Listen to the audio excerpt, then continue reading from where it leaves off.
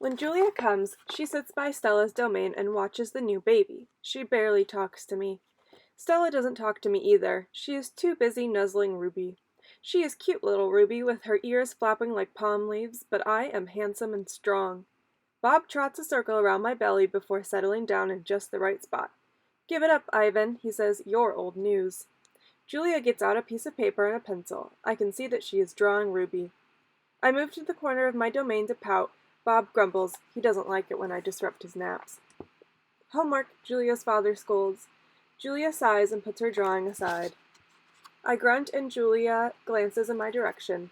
Poor old Ivan, she says. I've been ignoring you, haven't I? I grunt again, a dignified, indifferent grunt. Julia thinks for a moment, then smiles. She walks over to my domain, to the spot in the corner where the glass is broken. She slides papers through and rolls a pencil across the floor. You can draw the baby elephant too, Julia says. I bite the pencil in half with my magnificent teeth, and then I eat some paper. Even after Julia and her father leave, I try to keep sulking, but it's no use. Gorillas are not by nature powders. Stella, I call, it's a full moon, do you see? Sometimes when we are lucky, we catch a glimpse of the moon through the skylight in the food court. I did, Stella says. She is whispering, and I realize that Ruby must be asleep. Is Ruby all right? I ask. She's too thin, Ivan, Stella says. Poor baby, she was in that truck for days. Mac bought her from the circus the same way he bought me, but she hadn't been there long. She was born in the wild like us. Will she be okay? I ask. Stella doesn't answer my question. The circus trainers chained her to the floor, Ivan, all 4 feet, 23 hours a day. I puzzle over why this would be a good idea. I always try to give humans the benefit of the doubt. Why would they do that? I finally ask. To break her spirit, Stella says, so she could learn to balance on a pedestal, so she could stand on her hind legs, and so a dog could jump on her back while she walked in mindless circles. I hear her tired voice and think of all the tricks Stella has learned. When I awake the next morning, I see a little trunk poking out between the bars of Stella's domain. Hello, says a small, clear voice. I'm Ruby. She waves her trunk. Hello, I'm Ivan. Are you a monkey? Ruby asks. Certainly not. Bob's ears perk up, although his eyes stay closed. He's a gorilla, he says, and I am a dog of uncertain heritage. Why did the dog climb your tummy? Ruby asks. Because it's there, Bob murmurs. Is Stella awake? I ask. Aunt Stella's asleep, Ruby says. Her foot is hurting her, I think. Ruby turns her head, and her eyes are like Stella's, black and long-lashed, bottomless lakes fringed by tall grass. When is breakfast? She asks. Soon, I say, when the mall opens and the workers come. Where? Ruby twists her head in the other direction. Where are the other elephants? It's just you and Stella, I say, and for some reason I feel we have let her down. Are there more of you? Not at the moment, I say. Ruby picks up a piece of hay and considers it. Do you have a mom and dad? Well, I used to. Everyone has parents, Bob explains. It's unavoidable. Before the circus, I used to live with my mom and my aunts and my sisters and my cousins, Ruby says. She drops the hay, picks it up, and twirls it. I don't know what to say. I'm not really enjoying this conversation, but I can see that Ruby isn't done talking. To be polite, I say, I'm sorry to hear that, Ruby. All morning, Stella strokes Ruby, pats her, smells her. They flap their ears, they rumble and roar, they sway as if they're dancing. Ruby clings to Stella's tail. She slips under Stella's belly. Sometimes they just lean into each other. Their trunks twirl together like jungle veins. Stella looks so happy. It's more fun to watch than any nature show I've ever seen. George and Mac are out by the highway. I can see them on one of the windows. They are next to each other on tall wooden ladders, leaning next against the billboard that tells the cars to stop and visit the one and only Ivan. Mighty Silverback. George has a bucket and a long-handled broom. Mac has pieces of paper. He slaps one against the billboard. George dips the broom into the bucket. He wets the paper with the liquid from the bucket, and somehow the paper stays in place. They put up many pieces before they are done. When they climb down from the ladders, I see that they've added a picture of a little elephant to the billboard. The elephant has a lopsided smile, and she is wearing a red hat, and her tail curls like a pig's. She doesn't look like Ruby. Elephant. I've only known Ruby one day, and I could have drawn her better. Ruby asks a lot of questions. She says, Ivan, why is your tummy so big? And, have you ever seen a green giraffe? And, can you get me one of those pink clouds that the humans are eating? When Ruby asks, what is that on your wall, I explain that it's a jungle. She says the flowers have no scent, and the waterfall has no water, and the trees have no roots. I am aware of that, I say. It's art. A picture made with paint. Do you know how to make art? Ruby asks. Yes, I do, I say, and I puff up my chest just a little. I've always been an artist. I love drawing. Why do you love it? Ruby asks. I pause. I've never talked to anyone about this before. When I'm drawing, I feel quiet inside. Ruby frowns. Quiet is boring. Not always. Ruby scratches the back of her neck with her trunk. What do you draw anyway? Bananas mostly, things in my domain. My drawings are sent to sell at the gift store for $25 a piece, with a frame. What's a frame? Ruby asks. What's $1? What's a gift store? I close my eyes. I'm a little sleepy, Ruby. Have you ever driven a truck? Ruby asks. I don't answer. Ivan, Ruby asks, can Bob fly? A memory flashes past, surprising me. I think of my father snoring peacefully under the sun while I try every trick I know to wake him. Perhaps I realize that he wasn't really such a sound sleeper after all. How's that foot, old girl? George asks Stella. Stella pokes her trunk between the bars. She inspects George's right shirt pocket for the treat he brings her every night without fail. George doesn't always bring me treats. Stella's his favorite, but I don't mind. She's my favorite too. Stella sees that George's pocket is empty, and she gives George a frustrated nudge with her trunk, and Julia giggles. Stella moves to George's left pocket and discovers a carrot. Nimbly, she removes it. Mac walks past. Toilet's plugged up in the men's bathroom, he says. Big mess. I'll take care of it, George sighs. Mac turns to leave. Before you go, Mac, George says, you might want to take a look at Stella's foot. I think it's infected again. Darn thing never does heal up right. Mac rubs his eyes. I'll keep an eye on it. Money's tight, though. Can't be calling the vet every time she sneezes. George strokes Stella's trunk. She inspects his pocket one more time just in case. Sorry, girl, George says as he watches Mac walk away.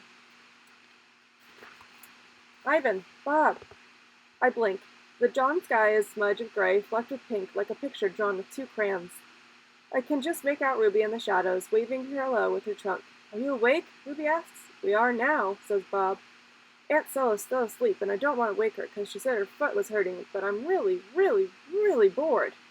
Bob opens one eye. You know what I do when I'm bored? What? Ruby asks. I sleep, Bob says. It's a little early, Ruby, I say. I'm used to getting up early. Ruby wraps her trunk around one of the bars of the door. At my old circus, we always got up when it was still dark, and then we had breakfast, and we walked in a circle, and then they chained my feet up, and that really hurt. Ruby falls silent. Instantly, Bob is snoring. Ivan, Ruby asks, do you know any jokes? I especially like jokes about elephants. Well, let me see. I heard Mac tell one once.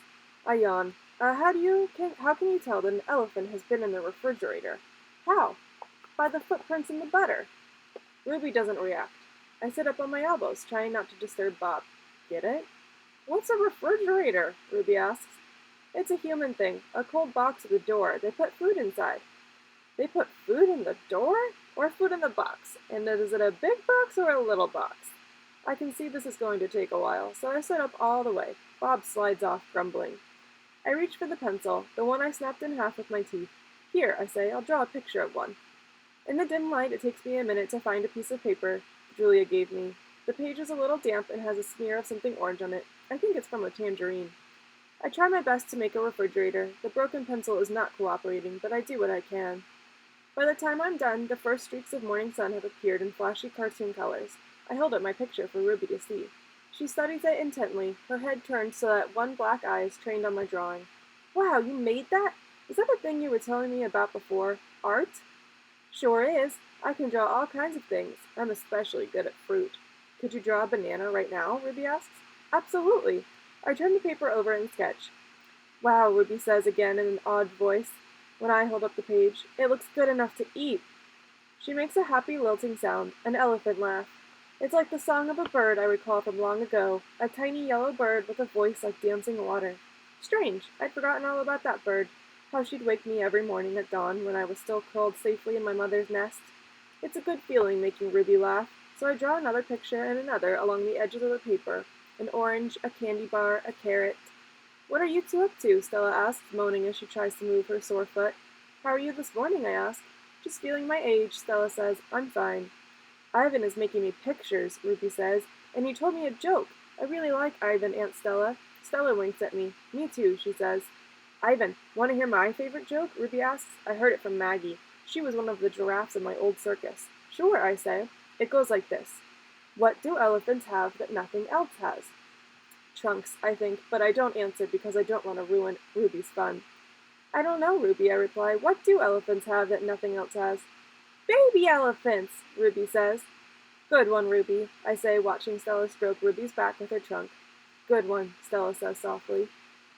Once I asked Stella if she'd ever had babies. She shook her head. I never had the opportunity. You would make a great mother, I told her. Thank you, Ivan, Stella said, clearly pleased. I like to think so. Having young ones is a big responsibility. You have to teach them how to take mud baths, of course, and emphasize the importance of fiber in their diet. Elephants are excellent at contemplating. I think the hardest part about being a parent will be keeping your babies safe from harm, protecting them. The way silverbacks do in the jungle, I said. Exactly, Stella nodded. You would have been good at protecting too, I said. I'm not so sure, Stella said. I'm not sure at all. Mac and George are chatting while George cleans one of my windows. George, Mac says, frowning, there's something wrong with the parking lot. George sighs. I'll take a look as soon as I'm done with this window. What's the problem? There are cars in it. That's what's wrong. Cars, George. Mac breaks into a grin. I think things are actually starting to pick up a bit. It's gotta be the billboard. People see the baby elephant and they just have to stop and spend their hard-earned cash. I hope so, George says. We sure could use the business. Mac's right. I have noticed more visitors coming since he and George added the picture of Ruby to the sign. People crowd around Ruby and Stella's domain, oohing and awing at the sight of such a tiny elephant. I gaze out at the huge sign that makes humans stop and spend their hard-earned cash. I have to admit that the picture of Ruby is rather cute, even if she doesn't look like a real elephant. I wonder if Mac could add a little red hat and a curly tail to the picture of me. Maybe then more visitors would stop by my domain. I could use a few oohs and ahs myself. Ivan, tell me another joke, please, Ruby begs after the 2 o'clock show. I think I may have run out of jokes, I admit. A story, then. Aunt Stella's sleeping and there's nothing to do. I tap my chin, and trying hard to think, but when I gaze up at the food court skylight, I'm mesmerized by the elephant-colored clouds galloping past. Ruby taps her foot impatiently. I know. I'll tell you a story. A real, live, true one. Good idea, I say. What's it about? It's about me. It's about me and how I fell into a hole. A big hole. Humans dug it. Bob pricks up his ears and joins by the window. I always enjoy a good digging story, he says. It was a hole full of water near a village, Ruby says. I don't know why humans made it. Sometimes you just need to dig for the sake of digging, Bob reflects. We were looking for food, Ruby says, my family and I, but I wandered off and got lost, and went too close to the village. I was so scared when I fell into that hole. Of course you were. I would have been scared too. Me too, Bob admits, and I like holes. The hole was huge. Bob pokes her trunk between the bars and makes a circle in the air. And guess what? She doesn't wait for an answer. The water was all the way up to my neck, and I was sure I was going to die. I shudder. What happened then? I'll tell you what happened, Bob said darkly. They captured her and put her in a box and shipped her off, and here she is, just like they did with Stella. He pauses to scratch an ear. Humans. Rats have bigger hearts. Roaches have kinder souls. Flies have... No, Bob, Ruby interrupts. You're wrong. These humans helped me. When they saw I was trapped, they grabbed ropes and they made loops around my neck and my tummy. And the whole village helped. Even little kids and grandmas and grandpas, and they all pulled, and Ruby stops. Her lashes are wet, and I know she must be remembering all the terrible feelings from that day. And they saved me, she finishes in a whisper. Bob blinks. They saved you? He repeats. When I was finally out, everyone cheered, Ruby said, and the children fed me fruit, and then all these humans led me back to my family. It took the whole day to find them. No way, Bob says. It's true, Ruby says, every word. Of course it's true, I say. I've heard rescue stories like that before. It's Stella's voice. She sounds wary. Slowly she makes her way over to Ruby. Humans can surprise you sometimes. An unpredictable species, Homo sapiens. Bob still sounds unconvinced. But Ruby's here now. If humans are so swell, who did that to her? I send Bob a grumpy look. Sometimes he doesn't know when to keep quiet. Ruby swallows, and I'm afraid she's going to cry. But when she speaks, her voice is strong. Bad humans killed my family, and bad humans sent me here. But that day in the hole, it was humans who saved me. Ruby leans her head on Stella's shoulder. Those humans were good. It doesn't make any sense, Bob says. I just don't understand them. I never will. You're not alone, I say, and I turn my gaze back to the racing gray clouds. Stella's foot hurts too much for her to do any hard tricks for the 2 o'clock show. Instead, Mac pulls her, limping into the ring where she tracks a circle in the sawdust. Ruby clings to her like a shadow. Ruby's eyes go wide when Snickers jumps on Stella's back and then leaps onto her head. At the 4 o'clock show, Stella can only get as far as the entrance to the ring. Ruby refuses to leave her side.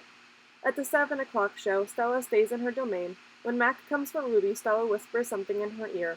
Ruby looks at her pleadingly, but after a moment, she follows Mac to the ring. Ruby stands alone. The bright lights make her blink, and she flaps her ears and makes a tiny trumpet sound. The humans stop eating their popcorn. They coo, they clap. Ruby is a hit. I don't know whether to be happy or sad. When Julia arrives way after the show, she brings 3 thick books, 1 pencil, and something she calls magic markers. Here, Ivan, she says, and she slides 2 markers and a piece of paper into my domain. I like the sundown colors, red and purple, but I don't feel like coloring. I'm worried about Stella. All evening she's been quiet and she hasn't eaten a bite of her dinner. Julia follows my gaze. Where is Stella anyway? She asks, and she goes to Stella's gate. Ruby extends her trunk and Julia pats it. Hi, baby. Is Stella all right? Stella is lying in a pile of dirty hay. Her breath is ragged. Dad, Julia calls, could you come here a minute? George sets aside his map. Do you think she's okay, Dad? Julia asks. Look at the way she's breathing. Can we call Mac? I think there's something really wrong. He must know about her. George rubs his chin. He always knows. But a vet costs money, Jules. Please? Julia's eyes are wet. Call him, Dad. George gazes at Stella. He puts his hands on his hip and sighs. He calls Mac. I can't hear all the words, but I can see George's lips tighten into a grim line. Gorilla expressions and human expressions are a lot alike. Mac says the vet's coming in the morning if Stella's not any better, he tells Julia. He says he's not going to let her die on him, not after all the money he spent. George strokes Julia's hair. She'll be all right. She's a tough old girl. Julia sits by Stella's domain until it's time to go home. She doesn't do her homework. She doesn't even draw.